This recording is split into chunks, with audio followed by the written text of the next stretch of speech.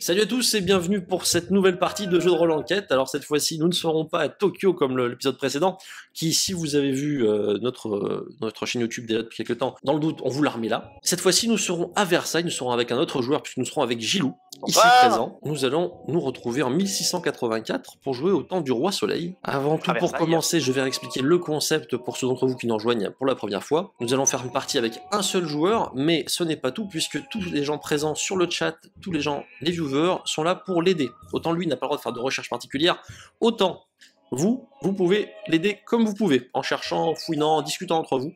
N'hésitez pas également à lui donner des conseils sur ce qu'il pourrait faire. Il essaiera de vous écouter, mais il ne garantit pas, parce qu'il fera aussi ses petits trucs de son côté quand même. Je rappelle évidemment que nous avons un délai limité, mais vous verrez de quelle façon il se présente en jeu. Je vais également vous présenter l'encadrement autour de nous. Sur ma droite, vous pouvez d'abord distinguer un cran pour le personnage. Alors quelques personnages apparaîtront, mais pas beaucoup, contrairement au Tokyo. Tout simplement parce que nous allons évoluer dans un monde historique, mais pas complètement accord, puisqu'évidemment l'affaire dont nous allons parler n'a jamais eu lieu dans la réalité, et que certains personnages seraient trop faciles d'en savoir beaucoup sur eux rien qu'en cherchant sur Wikipédia. Je ne garantis pas que leur mentalité soit identique à la réalité, et je ne garantis pas que tous les personnages soient historiques. Enfin, nous avons les lieux sur le côté, 5 lieux présents. Ces lieux sont là pour vous aider à vous avancer, même que, dans tous les cas, il y en a d'autres qui sont utilisables, mais les 5 là sont importants. C'est pour vous aider, il n'y a pas que, mais prenez-les en compte s'ils apparaissent. Ils doivent vouloir dire quelque chose. Notez également que Gilou sera à Versailles, mais qu'il lui sera également possible de se rendre à Paris de temps en temps. Enfin, dernière chose, l'inventaire de Gilou, en bas, 5 cases. Vous n'aurez peut-être pas les 5 objets, hein, c'est selon comment ça va évoluer, on verra bien. Mais dans tous les cas, ils sont utiles. Et enfin, vous notez la présence déjà d'un objet, puisque les viewers ont déjà répondu bon à la première énigme que nous avions affichée sur notre page Facebook. L'énigme était la suivante. Protégé par le serpent, j'ai fait l'histoire du roi. Même si de ce palais de miroirs, je ne suis pas l'auteur, mon travail se cache dans ses hauteurs. Qui suis-je? Alors la réponse, elle a été rapidement trouvée, et la réponse, c'était Monsieur Lebrun, le peintre officiel du roi. Donc grâce à ça, voilà, la pétoire apparaît dans l'inventaire de Monsieur Gilou, qui commencera avec un petit avantage, puisque on ne sait jamais, si ça tourne mal, il sera équipé pour repousser un éventuel assaillant. Et s'il ne l'avait pas eu et qu'il était au mauvais endroit, et bien il se serait fait dessouder. Un coup de bille de plomb, grosse comme ça à peu près. Ce qui dans tous les cas ne doit pas faire du bien. Donc nous voici en 1684, au Palais du Roi Soleil, nous sommes à Versailles, et dans une salle d'attente, un petit marquis, lieutenant de police envoyé par Monsieur de la Reynie, attend.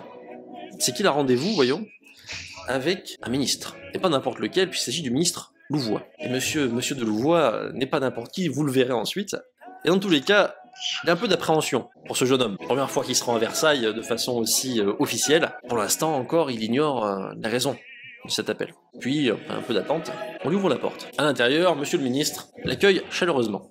Ah! Vous êtes, j'imagine, l'envoyé de monsieur de la Reynie? Tout à fait, monsieur le ministre. Excellent, excellent. Je vous en prie, asseyez-vous, nous avons à discuter. Vous êtes, je le vois, un jeune homme plein d'aplomb. C'est du moins ce que monsieur de la Reynie a dit de vous. Trop d'honneur, monsieur. Je l'espère. Dans tous les cas, la situation, écoutez, est délicate. Cela me gêne un peu de faire appel à vous si aventureusement. Hélas, je crois nécessaire de faire venir une personne étrangère à la cour, tant la situation est ennuyeuse. Nous avons, voyez-vous, reçu il y a quelques jours quelques messages, des pamphlets, qui laissaient à penser que des individus mal intentionnés cherchaient à nuire à l'appareil, à la cour.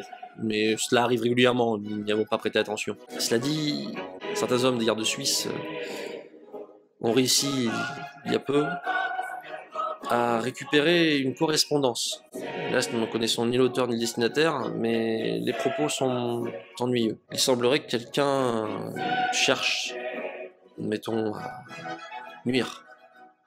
Non pas à Sa Majesté, mais à moi-même. Ces pamphlets ont-ils quelque chose de différent par rapport à ceux du commun? Sont-ils plus virulents? Eh bien, oui, plus virulents d'une part, et surtout plus précis. Il semblerait que un groupe de conjurés soit à l'œuvre.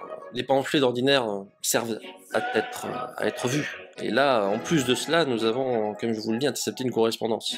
Ça serait peut-être plus un complot, vous pensez? Peut-être, hélas. Auquel cas, je n'ai pas le choix. Il va falloir se débrouiller, et je préfère donc faire appel à quelqu'un qui n'est pas de la cour. Voilà pourquoi je compte sur vous pour vous débrouiller facilement et faire en sorte que tout fonctionne le plus efficacement possible. C'est mon devoir, je trouverai les responsables, à n'en point douter. Peut-être pouvez-vous me confier la correspondance que vous avez saisie? Donc on te confie plusieurs documents. Le premier, c'est assez simple, c'est quelque chose de tout con, hein. C'est vraiment une correspondance.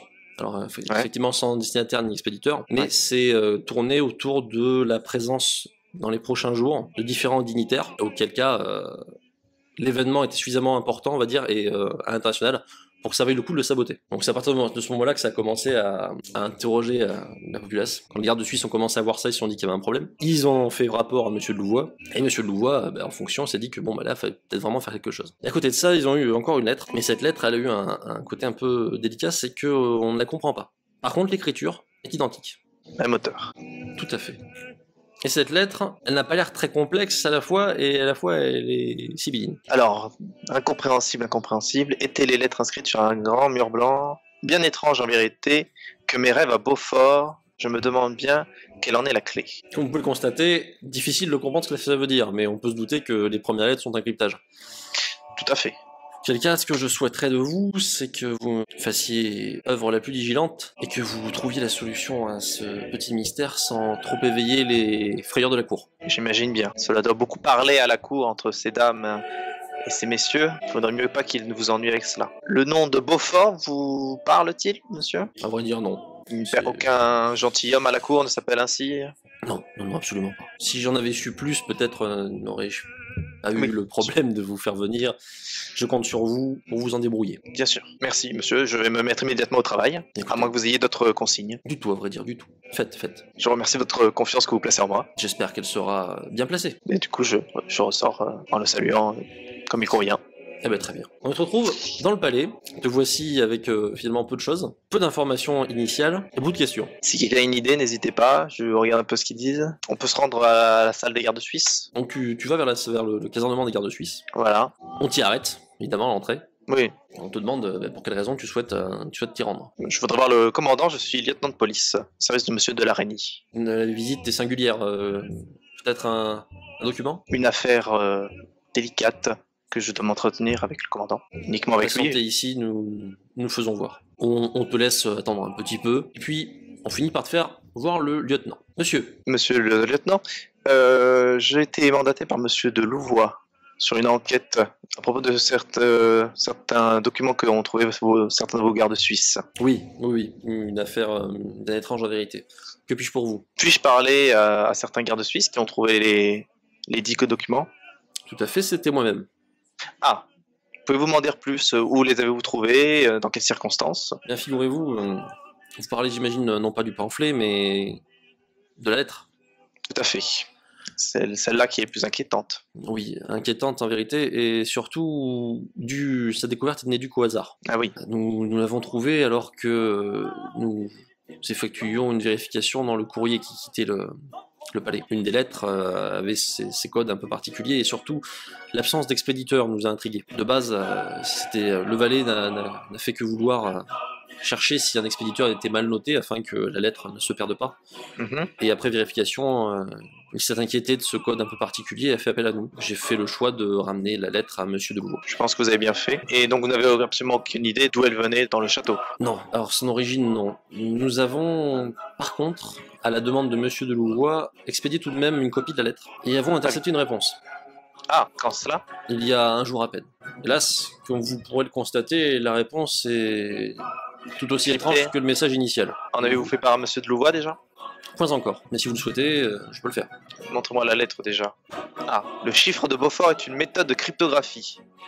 Qu'est-ce qu'on peut essayer de décrypter le message? Ah monsieur, pour cela je le crains, seules les lumières du monarque peuvent nous répondre. Je ne sais pas pour vous, mais pour moi, c'est de l'hébreu. Certes. Avez-vous pris quelques mesures depuis l'interception de ces lettres? Hélas, les plus légères, malheureusement. Il faut comprendre que Sa Majesté ne souhaite pas que la cour s'affole, et ne souhaite pas montrer l'image d'un monarque inquiet. De fait, il est difficile de faire beaucoup de choses, vous comprendrez hélas.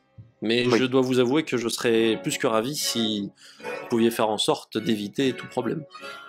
Sachez que si vous avez quelqu'un identifié ou un problème particulier, je serais ravi de vous aider. Très bien.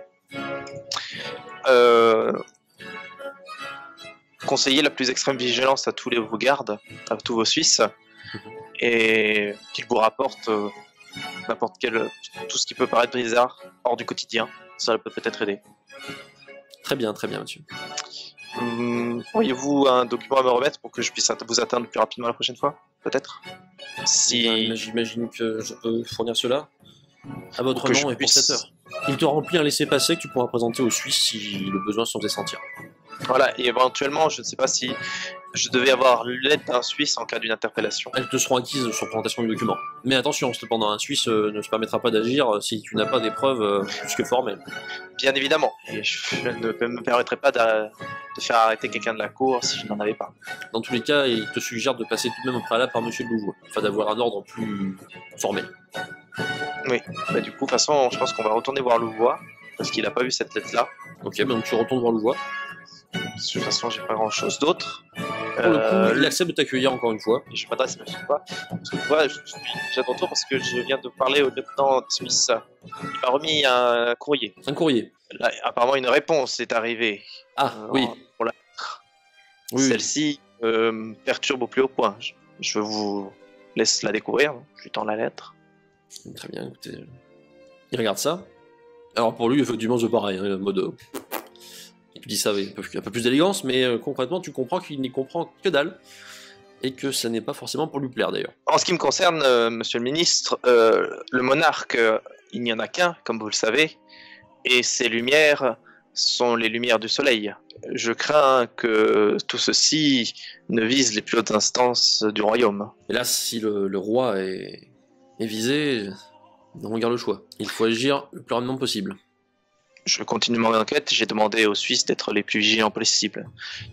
On m'a informé que le roi ne voulait pas affoler la cour, ce que je comprends tout à fait.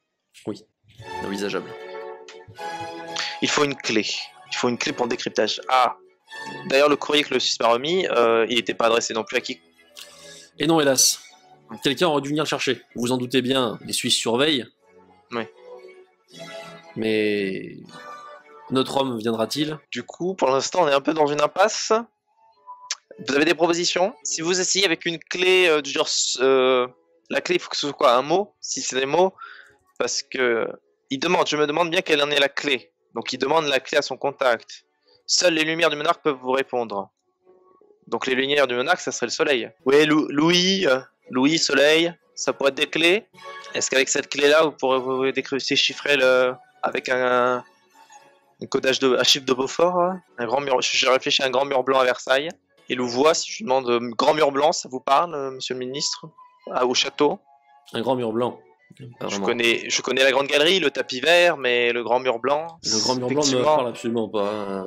Je sais juste que c'est une formulation peut-être usuelle. Qu'est-ce qu'il entend par les lumières? C'est une bonne question. Les lumières du monarque... Les lumières du monarque, il y a aussi les rayons du soleil, qui sont plusieurs. Sinon, les lumières, ça pourrait être les lumières, ça pourrait être métaphorique. Et ça pourrait parler des hommes qui ont travaillé avec eux. Je vais peut-être faire preuve de gentillesse, mais je crois que vous avez déjà trouvé la bonne réponse, mais vous n'avez pas compris ce que vous avez trouvé. Je vous l'ai dit quand même, parce que là c'est un peu dommage, je me dis quand même là ils ont trouvé. Ouais. Un peu dommage de la louper. Ça pourrait être un lieu. Si c'est un lieu, ça pourrait être la grande galerie. Ça cogite, hein. Ah, c'est pas facile, hein. Non. Je pêche. Ça pêche dans le chat. Les enfants, on est en train de buter sur la première énigme, mais faut... Après, je serai franc, une fois que vous avez compris celle-là, ça vous facilitera le reste. Oui, j'espère, mais il faut se demander s'il y a un observatoire. C'est tellement horrible pour vous, parce que j'ai vu que vous avez trouvé, mais je pense que vous n'avez pas compris ce qu'il y avait de marqué. Eux, ils ont trouvé. Ils ont trouvé, ouais. Ah, c'est sûr, c'est sûr. Le singe juge. À mon avis, c'est pas ça, quand même. À vous de voir. Le singe juge. Peut-être devriez-vous vous intéresser à ce que ça pourrait être. Parce qu'autant Gilou, effectivement, bon, c'est pas forcément facile de trouver de tête. Donc je pense que vous, peut-être avec Internet, vous pourrez trouver quelques réponses additionnelles. Et chercher le singe juge à Versailles, c'est ça? Peut-être. Alors, une fable de Charles Perrault. Mais Perrault... C'est pas après ça, Perrault. Pas encore né. Une fable de La Fontaine, peut-être. Est-ce qu'on peut se procurer facilement au château un exemplaire de La promenade des jardins, écrit par le roi? Tout à fait. En effet, le roi avait eu comme petit plaisir, c'est un des rares documents qu'il a écrit d'ailleurs de sa main pour certaines copies, un ordre de visite des jardins. Ah, dans le labyrinthe de Versailles, nous dit-on. Oui, ça parle de labyrinthe et j'ai pensé au labyrinthe. Et donc, si je peux trouver un document comme ça. Eh bien, on te fournit très volontiers d'ailleurs une version de ce document. Beaucoup. Et je cherche singe, juge, voilà, je cherche dedans s'il y a quelque chose qui apparaît. Eh bien, figure-toi que, effectivement, quelque chose apparaît. Le singe juge. Mais effectivement, c'est dans le labyrinthe de Versailles. Chouette, le labyrinthe. En effet, tu apprends que pour l'éducation de jeune dauphin, Oui. il a été fait tout un parcours dans les jardins. N'hésitez pas à googler n'importe quoi, à faire des correspondances, à décoder autant que vous pouvez, à dire tout ce qui vous passe par la tête. Parce que lui, il en chie. Là, lui, il n'a pas le droit à tout ça. J'ai pas le droit à Internet, donc faut que vous fassiez ces trucs et on est plusieurs cerveaux ensemble qui vont essayer de bouillonner pour trouver la réponse à cette énigme. Donc le numéro 18, je cherche le numéro 18 dans le labyrinthe. Il faut que tu cherches à te rendre dans la station numéro 18 du labyrinthe. Fort bien. Je cherche déjà sur le fascicule en me dirigeant vers les jardins. Tu t'y diriges et te rends donc à cet endroit. Il y a une maxime gravée, mais n'a que peu d'importance. Comparé à ce que tu distingues, qui est plus ou moins habilement caché, quelques papiers. Ah. Ces documents sont glissés entre deux par terre. Tu n'en pas rapidement. Je me mets dans un coin et je regarde. Et tu regardes. Hélas, ils sont parfaitement blancs. Ils sont blancs. Ils sont vierges. Ils sont vierges. Tout à fait. Je n'ai pas de papier sur moi. Tu tournes. Oui, je retourne. Ah, il y a quelque chose d'écrit. J'étais en train de penser à de l'encre invisible et aller chercher une bougie et tout, et toi tu me dis de retourner. Il y a écrit, là c'est juste en fait la notation qui indique que c'est du papier qui vient de Versailles. D'accord. C'est tout. Chouette. Tu es heureux de le savoir. Voilà, on a pensé... Ah oui, je pointe au soleil. Je prends une des feuilles, côté le premier, le blanc. Je le mets face au soleil, je regarde à travers, j'essaie de voir. Alors, à travers le soleil, pas grand chose. Des trucs. Pas grand chose. Non. Bon. Ouais, c'est de là, on est d'accord, ça devient sympathique. Ce que je réfléchis, je n'ai pas de papier sur moi, comme ça. Non.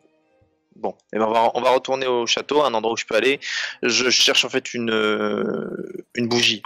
D'ailleurs, tant que j'y pense, je vais quand même te le mettre, histoire que les gens s'en rappellent. Tu t'es rendu au jardin.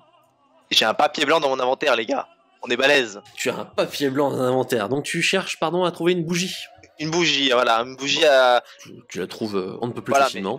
Pas trop en public non plus, pas dans la galerie des glaces, quoi. Non, là. Qu'est-ce que vous faites, monsieur? Rien. Ne vous inquiétez pas. Et donc je vais doucement essayer de faire chauffer le papier à la bougie, assez pas trop proche pour pas la cramer ou la noircir. Très bien, donc je vais passer comme ça. Et effectivement, quelque chose apparaît. Donc oui, apparaissent quelques mots. Et ces mots, de toute façon, sont ennuyeux pour toi, puisqu'ils commencent par mon ami, je crains que nous ne soyons en partie découverts. Soyez prudents. Je vous remettrai ce qui vous est nécessaire en un lieu... ma foi, plus sympathique. Et j'imagine que pour cela, quoi de mieux qu'un endroit où l'honnête homme, tout comme l'homme immortel, peut boire à l'eau de la fontaine. Est-ce que je peux recopier ça sur un carnet à moi? Oh, bien sûr, oui. Et je vais me dépêcher d'aller remettre les papiers en place. Ok. Je fais gaffe qu'il n'y ait personne. Ça va s'effacer, je pense, le temps d'y aller. Se réeffacer. Et je les remets à leur place.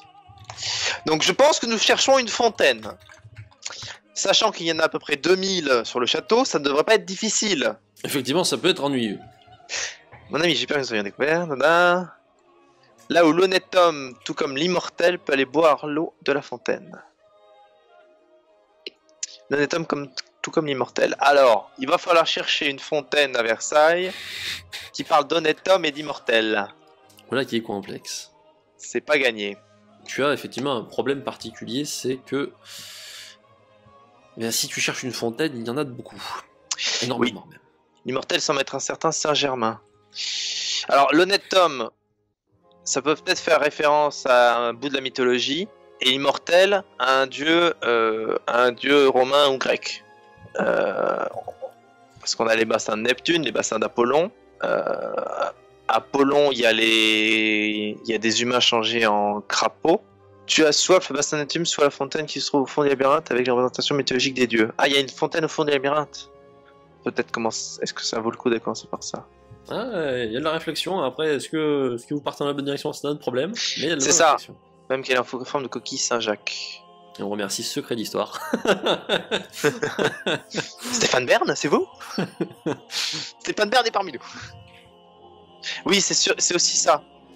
C'est que les fontaines de Versailles, c'est pas de l'eau potable.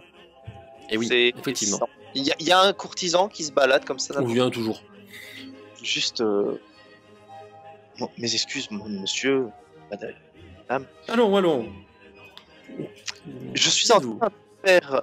Je suis un courtisan tout juste arrivé de ma campagne, et je fais la visite des jardins selon les ordonnances de notre bon roi. Une riche idée, assurément. Assurément. Pouvez-vous me dire si la fontaine au fond du labyrinthe et nous pouvons boire l'eau, contrairement aux autres fontaines, on ne peut pas sans... Oh non, ne tentez pas de boire l'eau des différentes fontaines, mon cher ami. D'une part, vous soyez considéré comme un sauvage, et de la seconde, vous soyez malade plusieurs jours. Pouvez-vous me conseiller un endroit où je pourrais me désaltérer? Je trouve ça fort amusant de boire l'eau du roi. Ouh, la formulation est étrange, monsieur, mais je comprends ce que vous voulez dire. Voyez-vous, je n'ai pas la force de remonter au château pour demander à boire. Ah. Oui. Vous pouvez toujours faire demander à quelqu'un de vous amener un peu d'eau, mais... Peut-être du vin serait-il plus approprié si ce n'est qu'une soif que vous avez étanchée.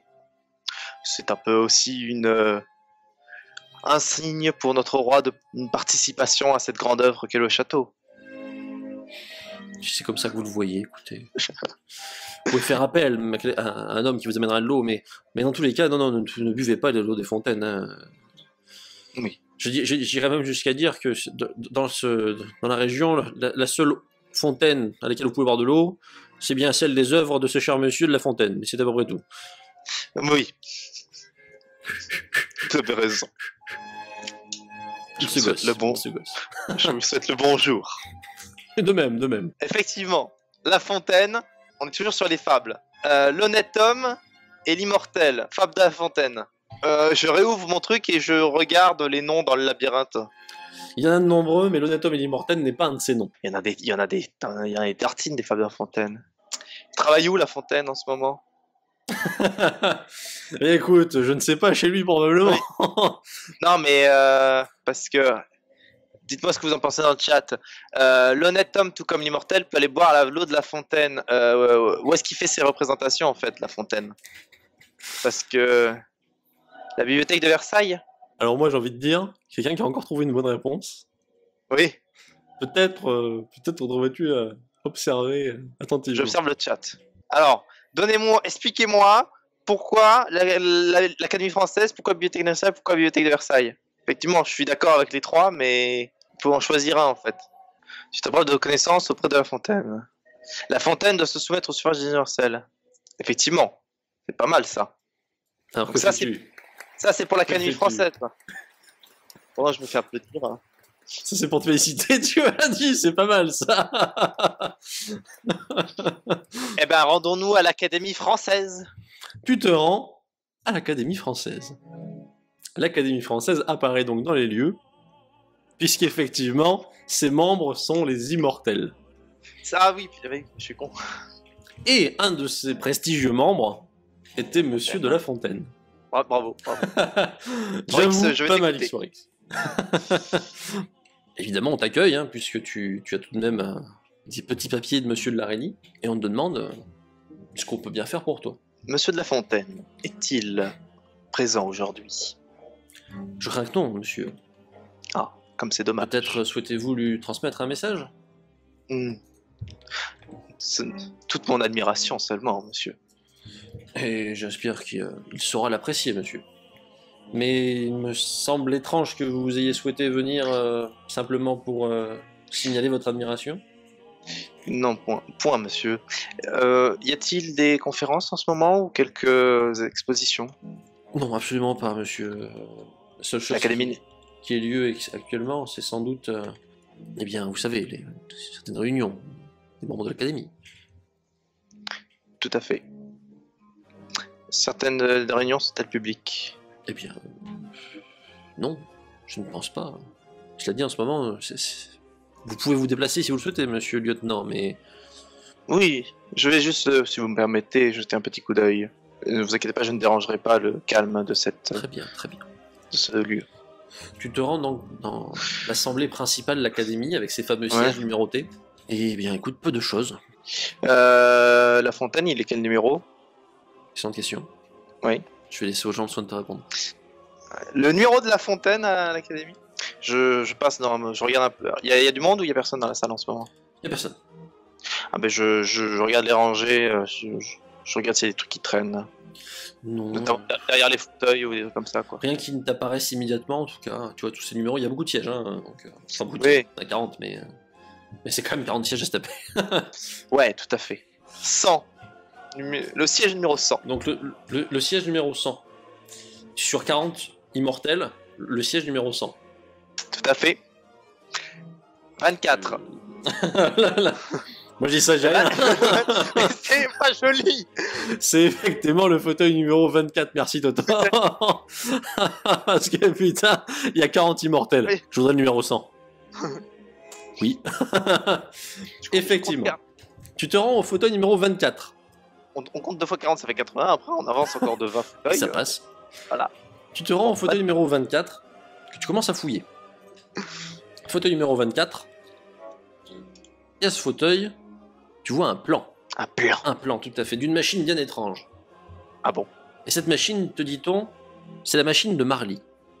Ah. Est-ce qu'elle a des annotations, quelque chose de spécial de marqué dessus en Oui, plus? on semble s'intéresser à un de ses bras, qui, de ce que tu en comprends vaguement, cherche à remonter un cours d'eau pour abreuver tu ne sais quoi, fournir en eau quelque chose. Ouais. Eh bien, je vais les prendre, les documents. Tu les prends.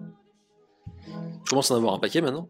Ouais, effectivement, la machine de Marly, c'est une machine parce qu'il n'y avait pas assez d'eau dans Versailles, donc on a inventé une machine Marly qui est tout un système de pompe qui permettait de prendre de l'eau en aval, donc vers le bas, et de la faire remonter la colline de Versailles jusqu'aux fontaines.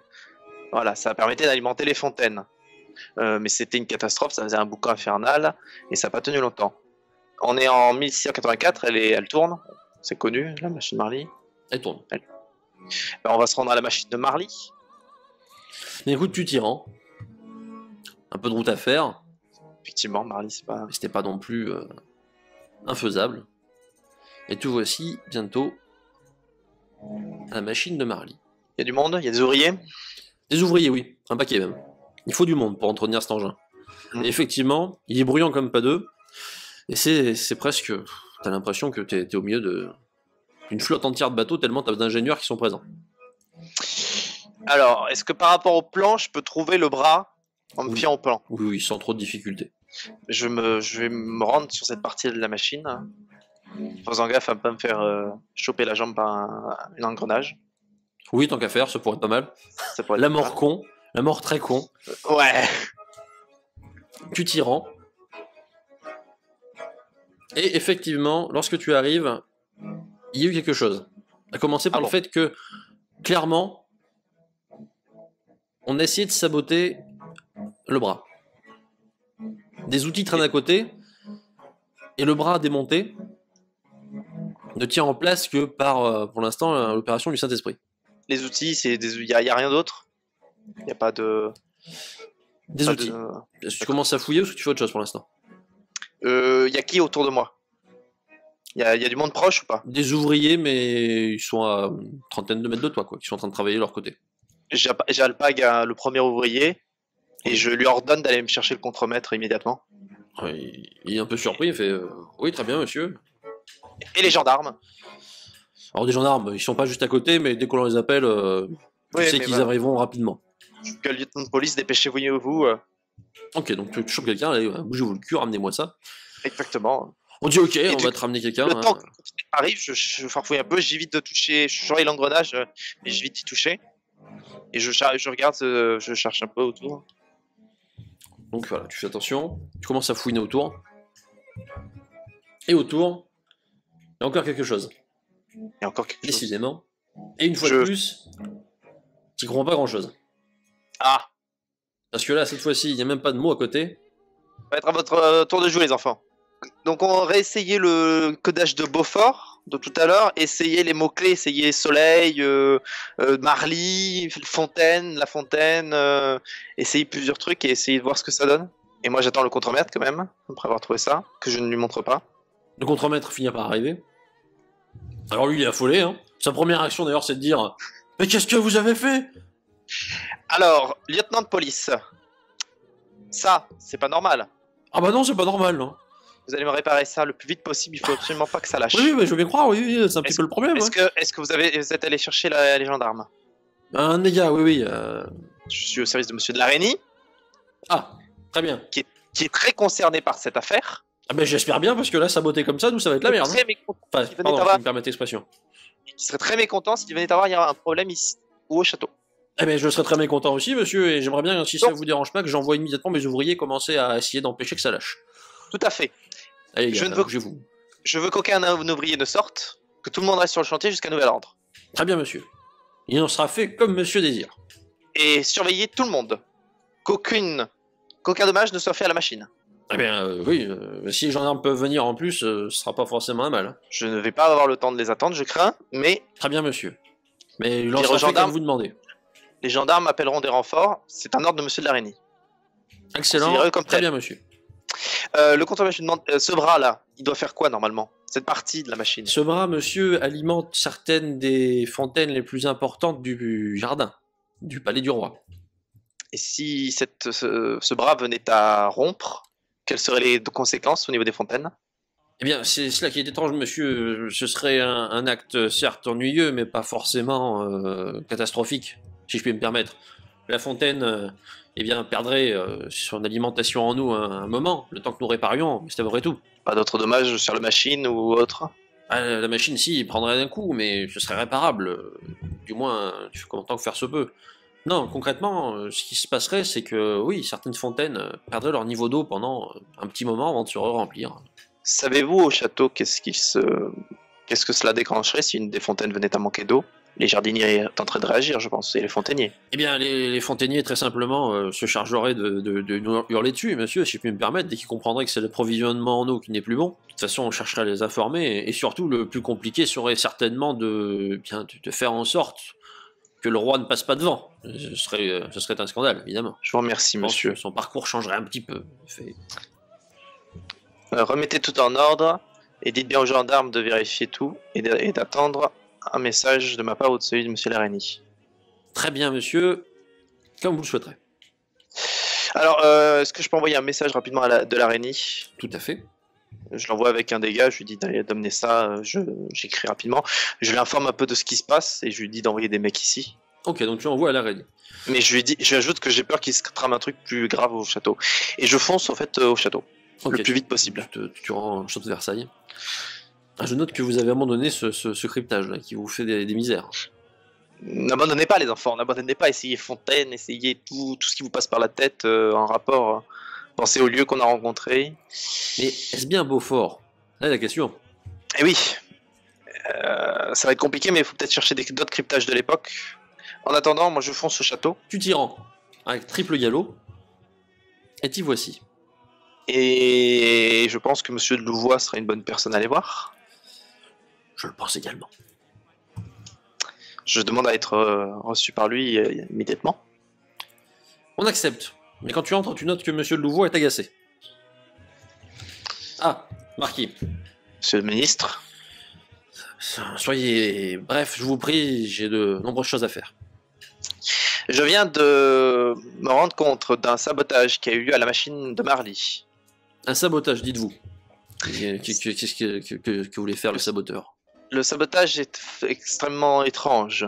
Un bras alimentant certaines des principales fontaines du château a été saboté et était prêt à se rompre.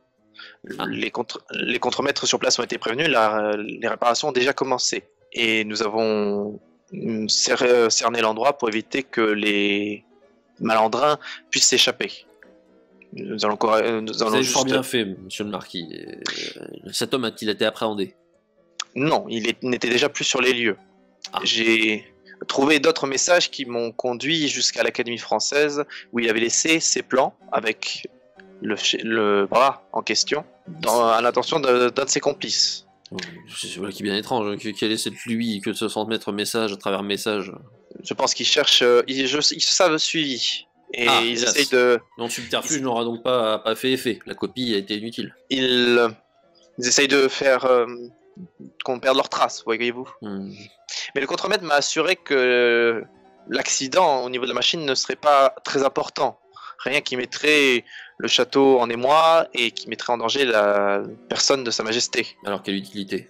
La seule explication que je vois, ce serait pour modifier l'emploi du temps de Sa Majesté. Le modifier? Je crois que Sa Majesté fait plusieurs promenades dans les jardins régulièrement. Oui, et celles-ci sont, ma foi, c'est chronométré. Sa Majesté est quelqu'un de très précis. Imaginons que certaines des fontaines, parmi les plus importantes, donc certaines que le roi passe régulièrement devant, venaient à ne plus fonctionner. Les fontainiers, avec l'accord des serviteurs de Sa Majesté, modifieront le parcours du roi afin que celui-ci ne passe pas devant des fontaines vides. Absolument. Et peut-être est-ce là un moyen de l'orienter vers certains lieux pour un guet-apens. Vous pensez qu'on en veut à l'avis du roi? Je l'ignore, monsieur. Mais quelle autre raison? L'accident n'aurait fait que provoquer l'absence d'eau dans des fontaines. Mais effectivement, vous n'avez pas tort. Si certaines fontaines étaient inaccessibles, des plans, des itinéraires particuliers sont déjà prévus. L'assassin pourrait savoir précisément, tout moins, le conjuré pourrait savoir précisément où se rend le roi. C'est cela, monsieur. De plus, si certaines des fontaines les plus importantes ne fonctionnaient pas, les parcours alors se font avec un cercle plus restreint et un nombre inférieur de courtisans. Peut-être était-ce là la volonté du conjuré. Je l'ignore, mais je pense qu'en ce qui concerne la sécurité de la famille royale dans son ensemble, il ne faut prendre aucun risque. Vous avez tout à fait raison, mais que pouvons-nous faire? Je pense que, outre peut-être rajouter des gardes sur le parcours dans les prochains jours, qui pourraient être discrets derrière certaines haies, d'essayer de garder le trajet de Sa Majesté secrète. Hélas, cela est difficile. Même si un parcours est plus léger, le trajet se fera avec au moins une dizaine de courtisans. Et vous le savez, ceux-ci sont loin d'être les plus discrets des gens. Peut-être des modifications de dernière minute peuvent être apportées qui pourraient être amenées comme une envie particulière d'un membre de la famille royale sur qui vous pourriez influencer pour qu'il parle à Sa Majesté. Cela passerait comme une envie soudaine et la modification du parcours serait ainsi discrète. Vous avez raison, vous avez tout à fait raison. Mais dans tous les cas, s'ils ont commencé à agir aujourd'hui en sabotant la machine, ils devaient savoir qu'elle serait réparée assez rapidement.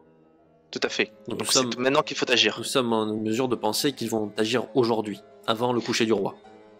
Je pense qu'il faudrait aussi envoyer une patrouille dans les galeries des tuyauteries des fontaines juste au cas où. Très bien, nous le ferons, j'envoie un message immédiatement. Vous travaillez fort bien, Marquis.